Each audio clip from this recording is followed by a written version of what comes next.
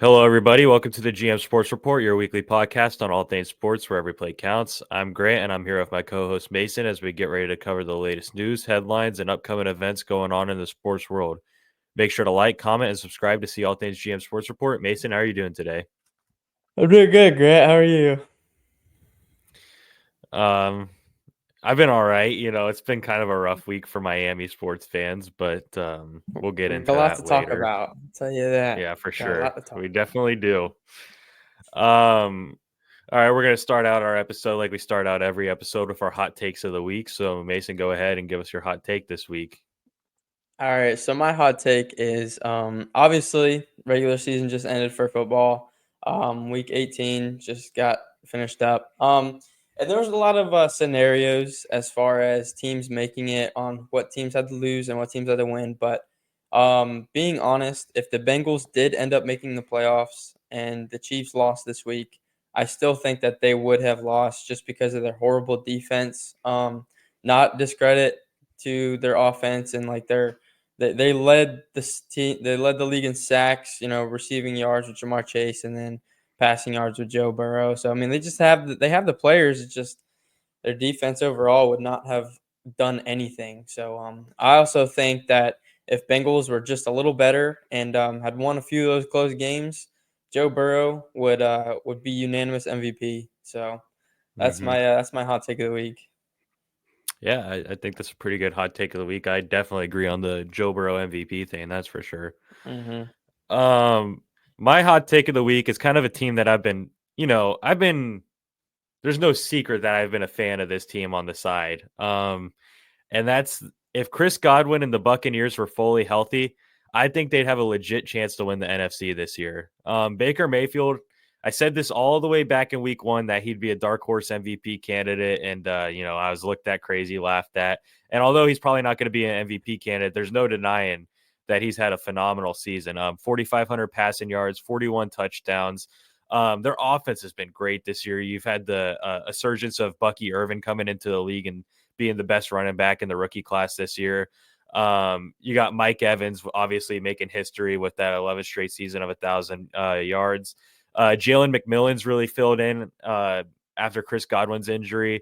And then, this is not to mention that when they were fully healthy, they beat the Lions and the Eagles. So they're a legit team. And if they were fully healthy, Hmm. I would not be surprised at all if they won the NFC this year. But they do have to deal with these injuries. So I don't know. But I also wouldn't be surprised if they're successful in this playoff run. Right.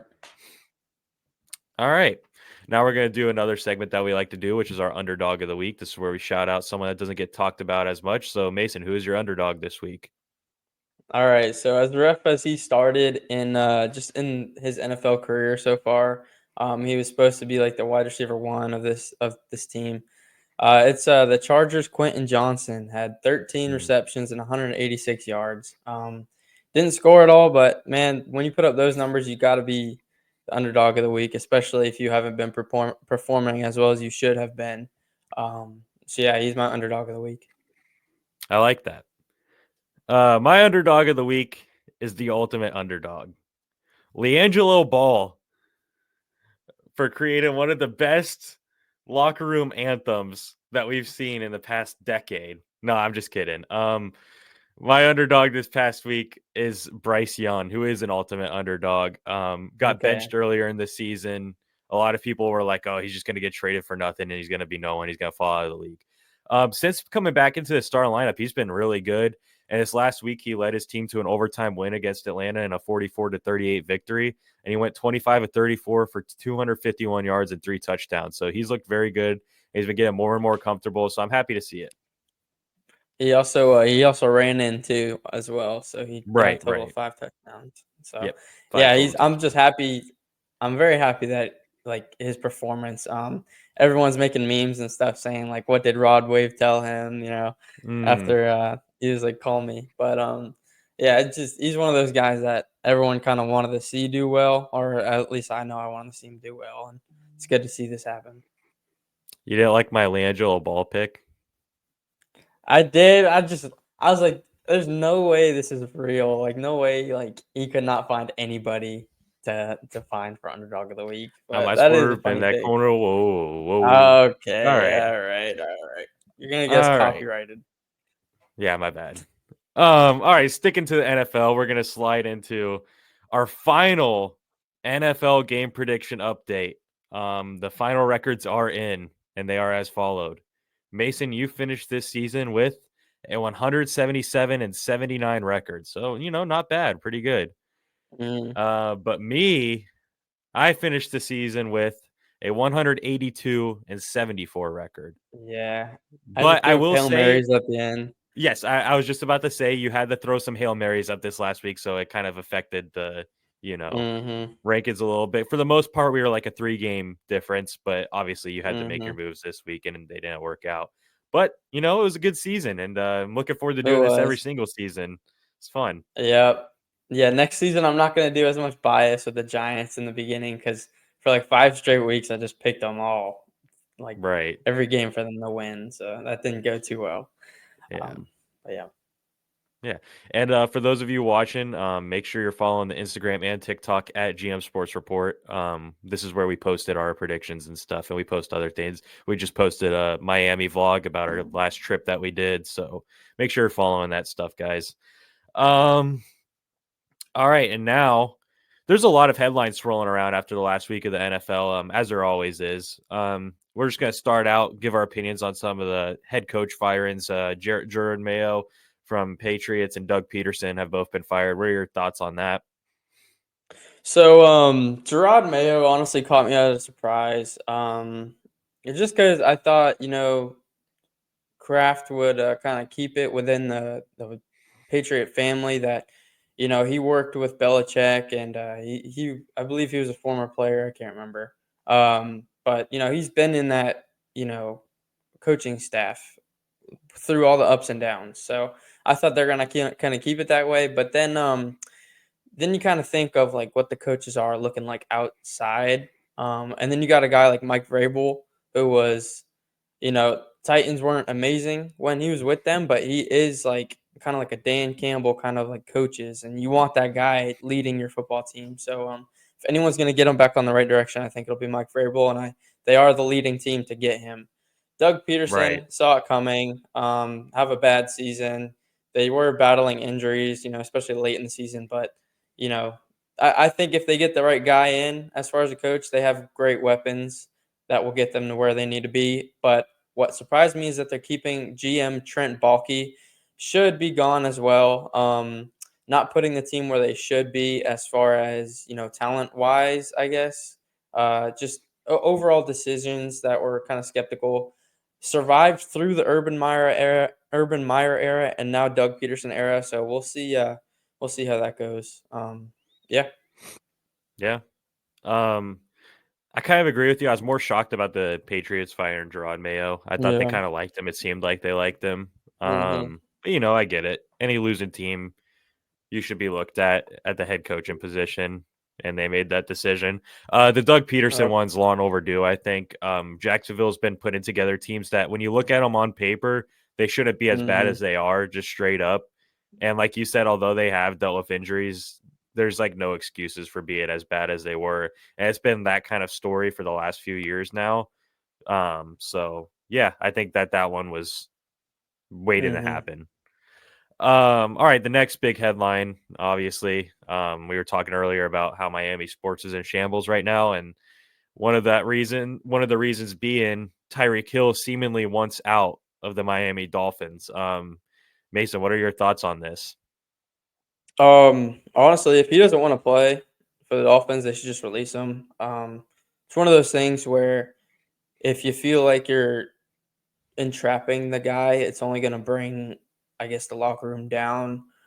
We've seen it over the past with plenty of different guys, like Stephon Diggs kind of thing last year with the Bills. He's just kind of throwing fits, just a horrible locker room kind of, I guess, presence.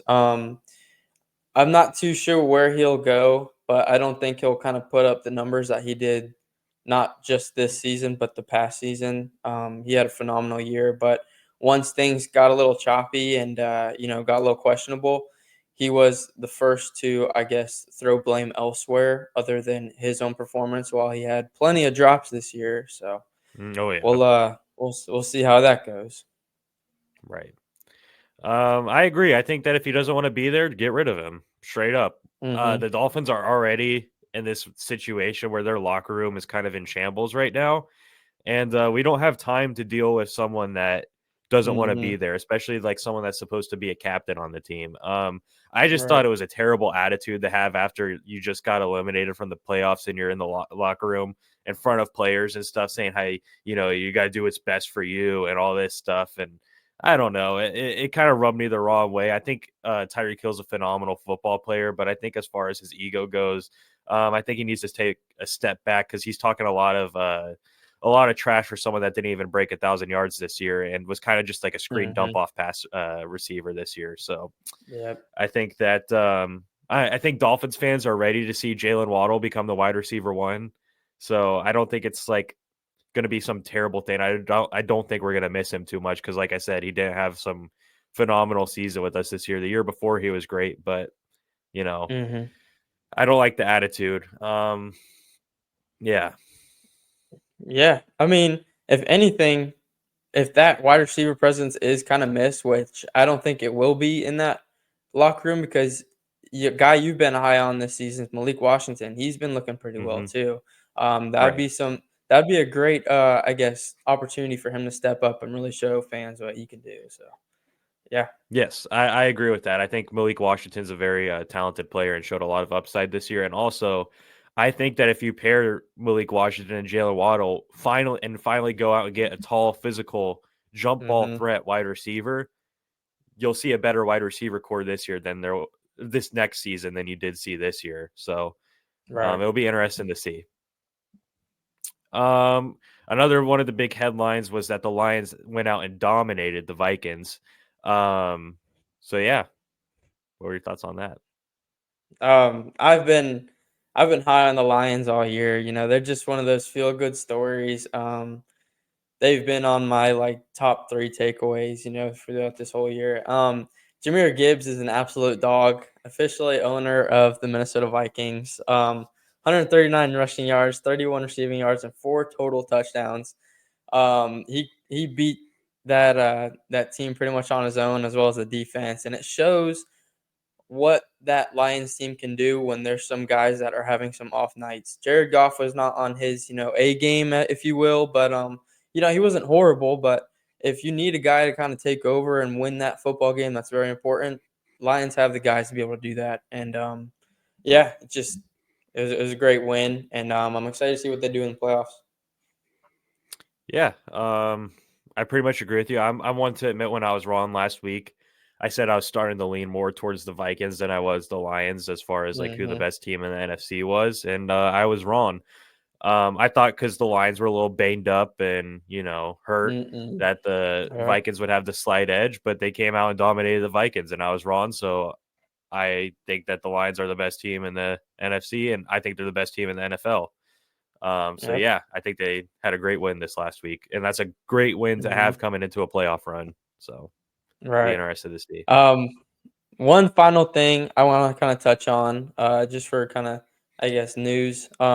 Giants are keeping Dable and Joe Schoen, our head coach and GM, which I'm happy about. I know we haven't had great past two seasons, which raised a lot of question on as far as them being on the chopping block. But uh, we'll uh, we'll see what they could do in the draft. I feel like there's no wrong that can be done with the number three spot. Whether we pick up a franchise quarterback or Travis Hunter, we'll see. But yeah, we'll see how that goes.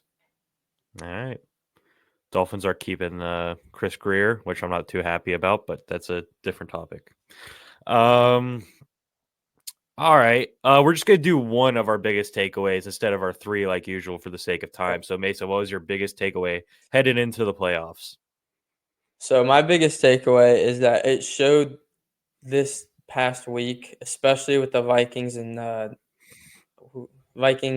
Lions game, that defenses will win these games, especially these playoff high caliber games. And see who can prevent these, high-powered offenses. Because we all know that there's some huge and like banger offenses in these playoffs. So if they can stop these offenses, they'll be able to make it far.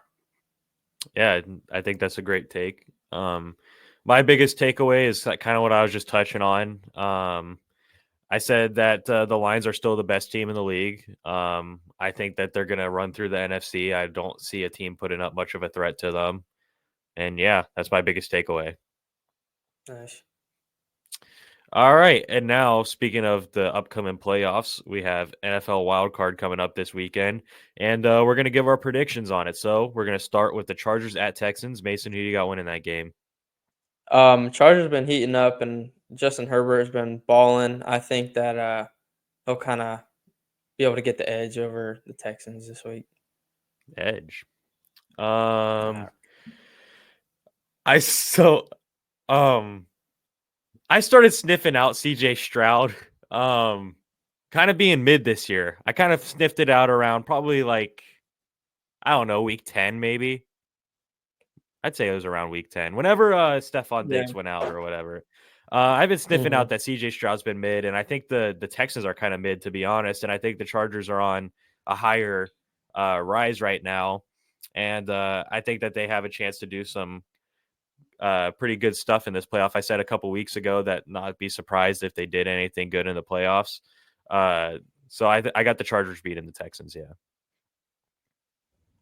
All right. Next game we got Steelers at Ravens. So you got winning that one.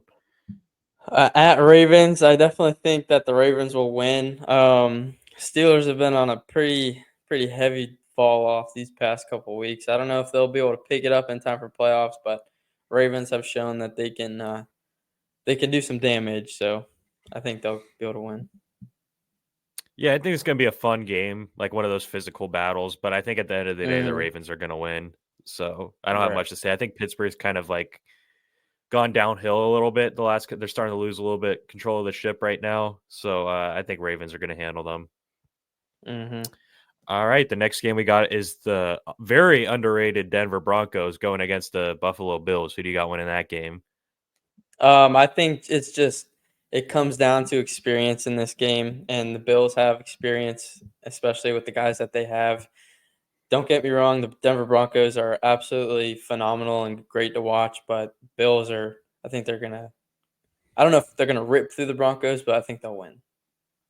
Yeah, I think the Broncos have been a great story this year. I don't think a lot of people saw them making the playoffs this year. Bo Nix Mhm. has been fantastic, but I have the Bills as like favorites in the AFC right now, so I don't see them Mhm. losing to the Broncos. So yeah, I also Yeah. got the Bills winning. Next game we have is the Packers and Eagles. Who do you have winning that game? No, that this was one of the opening games of the year, Packers and Eagles playing in Brazil, and Saquon had 3 touchdowns that game. I think the Eagles are going to win. They rested everybody this past week, so they kind of got a bye week, and still ended up beating the dang Giants. But besides the point, I think the Eagles will beat the Packers. I think they're more of a complete team. I also picked the Eagles, but I started because I've been also kind of high on the Packers, and I wouldn't be surprised if the Packers pulled off an upset here. hmm But I do think overall the Eagles will win. But yeah, I wouldn't Right. be surprised either way. All right, the next game we have is the Commanders and Buccaneers. Who do we have winning that game? This comes down to another kind of thing with experience. Baker Mayfield's been in the league for a while, and he did get a playoff win to knock out the Eagles last year. So I think that they'll be able to deal with the Commanders. Commanders do not have the best defense, but the Buccaneers have a great offense. So I think they'll be able to get it done. Yeah, I'm gonna keep rocking with the Buccaneers, and I'm also gonna take the Buccaneers. I think they're like you said, experience plays a big factor in this, and I do think that the hmm Buccaneers are also more talented on offense, like you said. Um, Right. it's gonna be fun seeing Mike Evans versus Lattimore, though. That'll be fun. Yeah, But it I is. do think the Yeah. Buccaneers will win. And then finally we have the Vikings and Rams. Who do you have winning that game? Now, on paper, it looks like the Vikings should absolutely kill the Rams just off of records and who they have. But this is where experience comes into play again. Rams have Super Bowl winners. They've won a Super Bowl in the past, couple of years. So Vikings have a new quarterback this year who has never been in the playoffs. And we saw how he kind of folded under pressure last week against a high caliber off or just defense with the Lions. So I think this can kind of go either way. I'm still kind of leaning towards the Vikings to win, but I would not be surprised if the Rams somehow came out with a win. Yeah, I picked the Vikings, but I also starred that game because kind of like what you were Mm-hmm. touching on, I think the Rams are a very underrated team that's not being talked about enough coming into these playoffs. Like you said, they have Super Bowl winners on that team, and Mm-hmm. they kind of got a very talented roster. I mean, obviously Puka, Cooper Cup, you got Matthew Stafford as a good quarterback, decent defense. I wouldn't be surprised if they beat the Vikings, especially off that bad loss the Vikings are coming off of. That's a brutal loss to have coming Mm-hmm. into a playoff run. So I wouldn't be surprised if there's an upset there. Yeah. All right, that pretty much wraps up the NFL for this week. So now we're going to slide into the NBA, and we're going to start with the biggest headline going on right now in the NBA, which is Jimmy Butler has asked out of Miami, saying he prefers to play anywhere but Miami, reportedly. I'll let you go ahead and start with that. I'm gonna kind of keep it short and sweet because I don't want to touch on too much of what you're gonna say. I'm gonna just say it's definitely sad to seeing that he's kind of been the face of Miami sports for his entire stint, and it's a shame to see it kind of go down the way it did. So yeah. Yeah. Um, as far as the Heat world right now, the Heat fan base right now is in a civil war right now. If it's Jimmy's fault, if it's Pat Riley's fault, I just want to get this straight off the record or on the record. Um, I'm pro Jimmy Butler. I think this is Pat Riley's fault, 100%.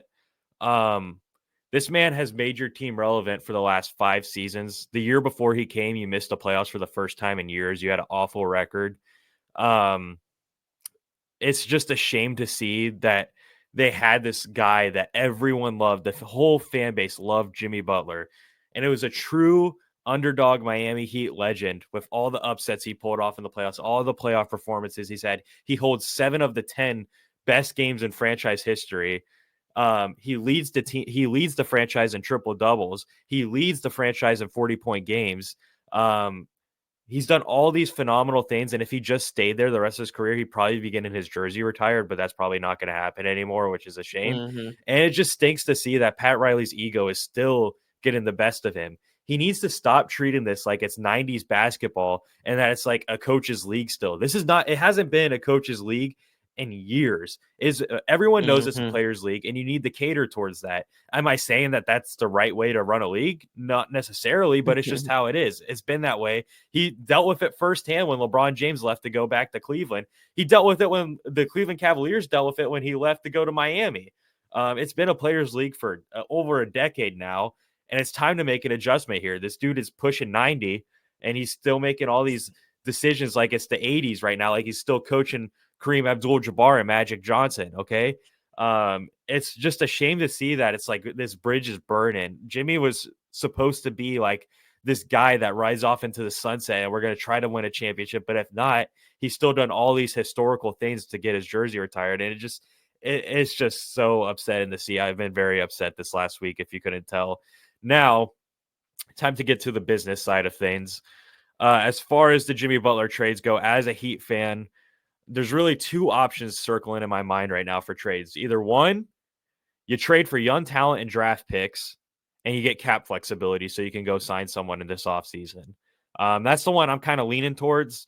I would love to see us just take on some young guys with high upside, get our draft capital back up because we don't have like any draft picks upcoming here. And I'd like to see us finally financially free to be able to sign like maybe a potential De'Aaron Fox sign in this offseason, stuff like that. So that's option one. My option two is that to work on a 3-team trade and try to get yourself another star. That way you don't have to rebuild at all. There's rumors right now that the Suns are very aggressive, and the Heat don't want Bradley Beal's contract straight up, so they'd have to work that into a 3-team trade. And if we were able to get like a star back, I saw this one trade. I don't know how realistic it is floating around of us getting Lonzo Ball, Nikola Vukovic, and Zach LaVine in a 3-team trade. I wouldn't mind that at all. I think that puts you right back into a winning scenario. But yeah, those are kind of the two options: either trade for young talent or trade to get a star, which I highly doubt that second option is going to happen. So I'm leaning towards the first one. But yeah, it stinks to see. I never thought I'd see this end so badly and so abruptly, but here we are. And yeah, why Yep. are you smirking? No, I was thinking when you said Lonzo Ball, all I could think of was Jello song. Oh, So okay, okay. I was about to say, like, he's gonna have that on every game if they get Lonzo Ball. 100%. Get big baller Uh, brand T-shirts and stuff. yeah, 100%. I'll buy the shoes and everything. Yeah. All right, now we're gonna go back into the other stuff we do with the NBA, which is pointing out our player and teams of the week. So Mason, who's your player of the week this week? So I mean, it's the guy who's I think gonna win MVP, Nikola Jokic. Been averaging about 30 points, 15 rebounds, and like over 10 assists. So he's been on a tear, and I honestly don't think it's been talked about enough. Everyone's talking about SGA, which is completely fine. He's an absolute baller, but when it comes to, I guess, pure dominance as at a player and out of position, Nikola Jokic is the definition of that this season. So yeah, he's my player of the week. Yeah, I think it's fair to say Nikola Jokic is the front runner for MVP, but my player of the week is Shai Gilgeous-Alexander, SGA. And I think there's a legit case for him to be an MVP this upcoming season. There's still a lot of season left, so you don't know what's going to happen. Hmm. But Right. SGA in the last 10 games has averaged 34 points, 5.8 rebounds, and 5.7 assists. He's leading his team on a 15-game win streak right now. They're Yeah. the best team in the NBA. They just beat the Celtics, which was an incredible win for them. They just look like a team that's clicking on all cylinders. I can't stress this enough. They're doing this without Chet Holmgren, who is supposed to be a big piece for their team this upcoming season. SGA has a legit case to be MVP. My counter argue to saying how Jokic is, the most valuable player.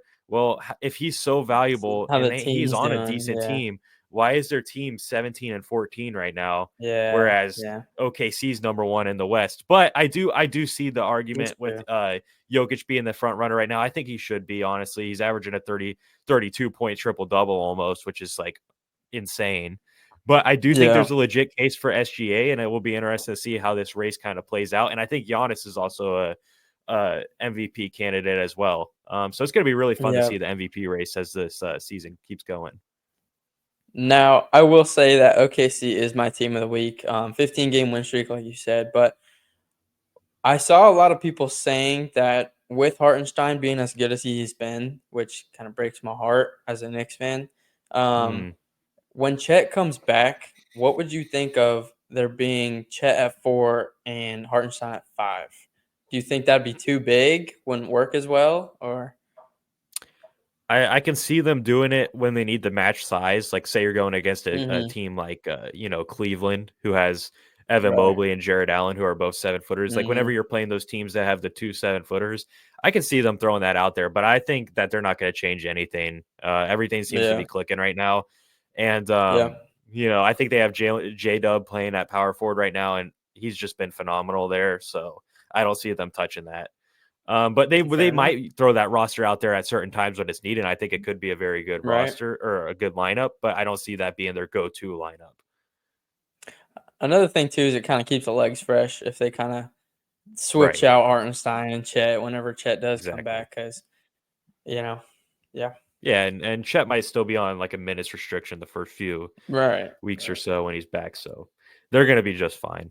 Um, Mhm. my team of the week is the Detroit Pistons. I don't know if you saw this, Mm. but they are on a 4-game win streak right now. And Wow. most fans are probably like, "Oh, a 4-game win streak. That's nothing."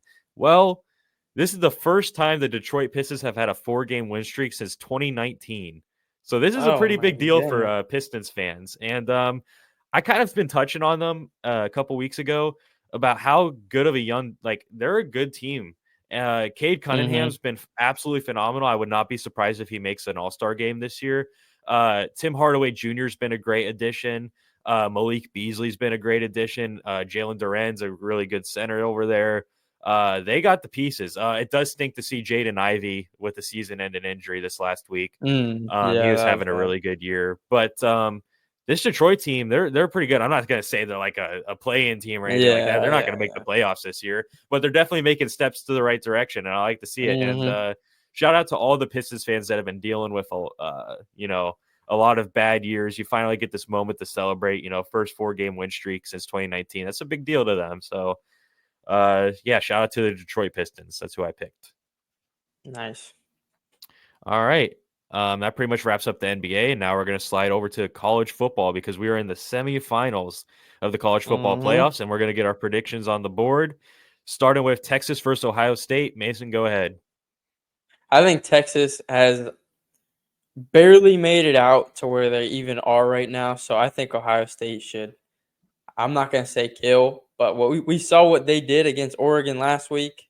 So Texas is not as good of a team as Oregon, in my opinion, because we both had Oregon winning it all. And for Hmm. Ohio State to come out here and just punch them in the mouth, it's been insane. But Yeah. yeah, Texas showing a lot of flaws. Ohio State is one of, if not the most complete team remaining in the playoffs. And I'm a huge Jeremiah Smith fan.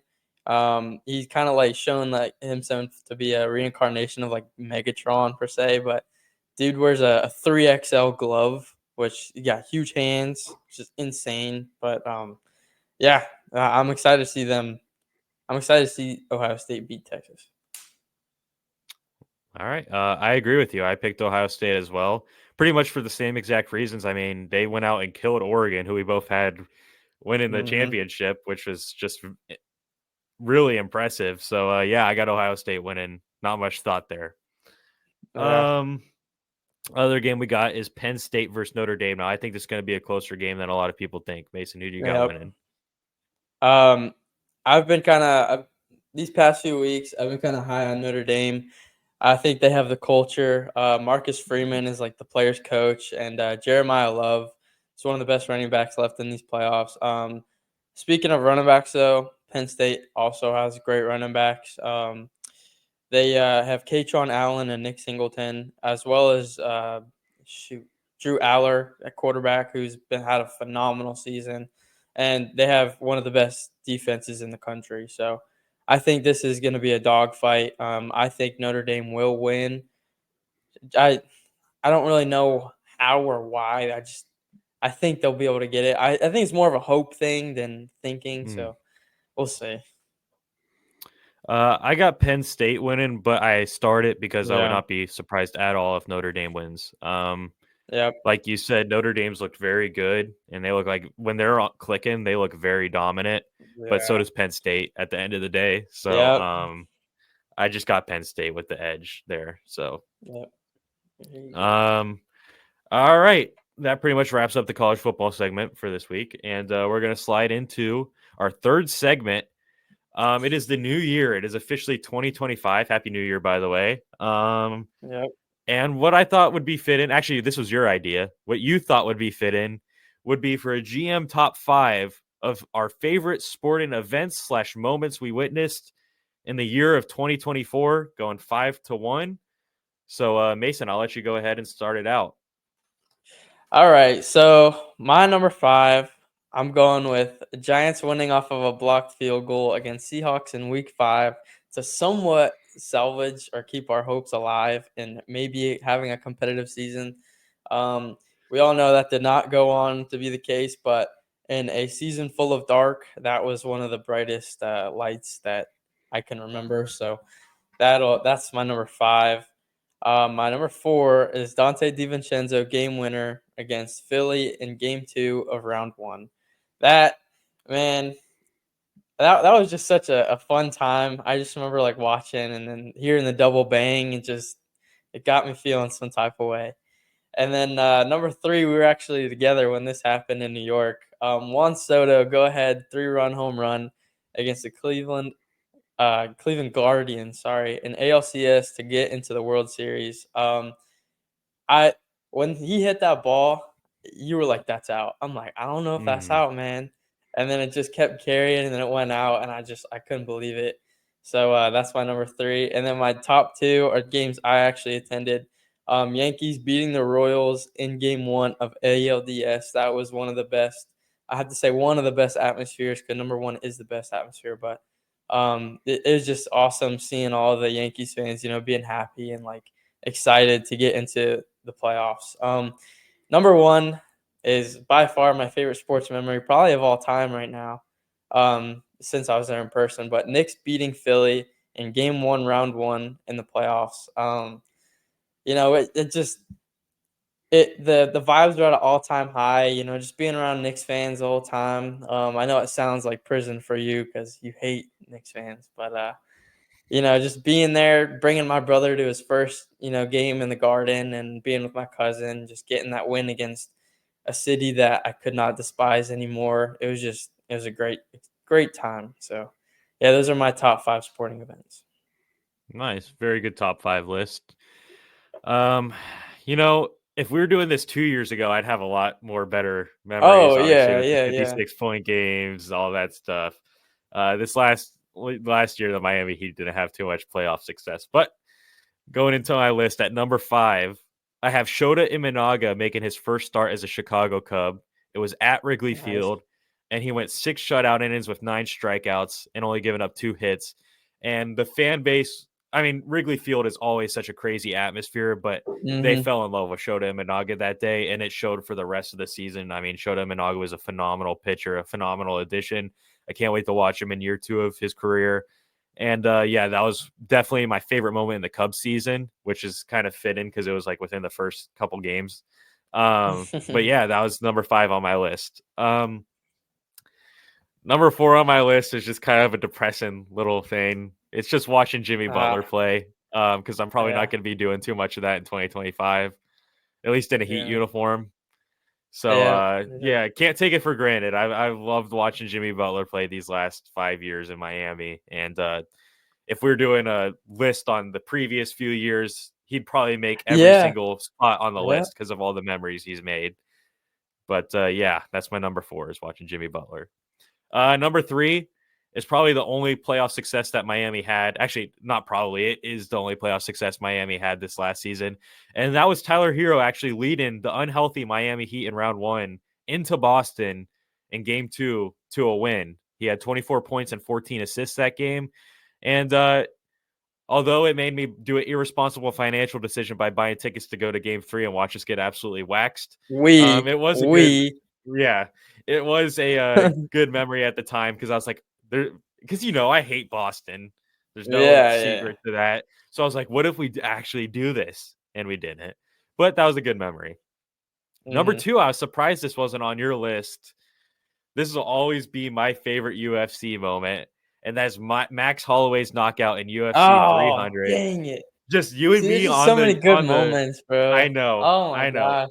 But just you and me on the game, Wow. like on the PlayStation party watching it together and just absolutely screaming. My mom texted me because I was Oh my yelling so gosh. much, like, "Are you okay?" And yeah, that moment was just so sick seeing that. Probably my Like, favorite knockout in UFC history. we weren't even playing a game. We were just literally, like, on the call together, just watching the We were game just or the watching the fight. fight. Yeah. Yep. That's my number 2. I was shocked that that wasn't on your list, but, I your totally your team's forgot, also had a totally lot forgot. more success than mine this last year, so I I get coulda it. put it at 5, though. Yeah. I don't know. Um, I'd have to redo the my whole thing. yeah, my number 1, I kind of have this as Mhm. more of just a broad thing, and that's just all the trips we got to take this year to go Yeah, watch. We had some amazing trips. The New York trip we was did. we still talk about that trip to this day about how much fun we had. Willie. Our Um, boy all the Willie. Miami trips we took are always a blast, and even like the smaller trips we did to Tampa to go watch the Yankees play that Mhm. one time. We watched the Cubs play The in Tampa Cubs. that one Yep, time. Uh, we just did all kinds of trips, and I'm super thankful for that yep. because at the end of the day, those are the memories we'll have 10 years down the line, talking to our kids about. Um, yeah, so that's my number 1 for my favorite moments of 2024. Yeah. That last Miami trip we did, that one's probably my That was up favorite there. Miami trip. I Yeah, that don't was up there. like, that's tied probably tied for 1 for me just 'cause, I don't know why, what made me think this, but the Jimmy game winner. I don't know why I thought that Mm, was this year. I was like, oh, that's a clear number, I like know. 3 or 4. And then I Oh, I look know. back, I'm like, wait, that was the year 2023, before. So right yeah, before but 2024. I almost put it on my list, but I was like, I yeah, can't. It's yeah, 2023. I Yeah, know. I was about to just but that was a include great it, trade but too. that was so fun. Yeah. All right. Well, that wraps up our episode. Thank you guys for tuning in to this week's episode of GM Sports Report, where every play counts. Please make sure to like, comment, and subscribe to be able to see our weekly episodes on all things sports. For additional content, check the description to see links to our Instagram and TikTok account. This is Grant and Mason signing off for now. Have a great week, everybody. Thank you guys.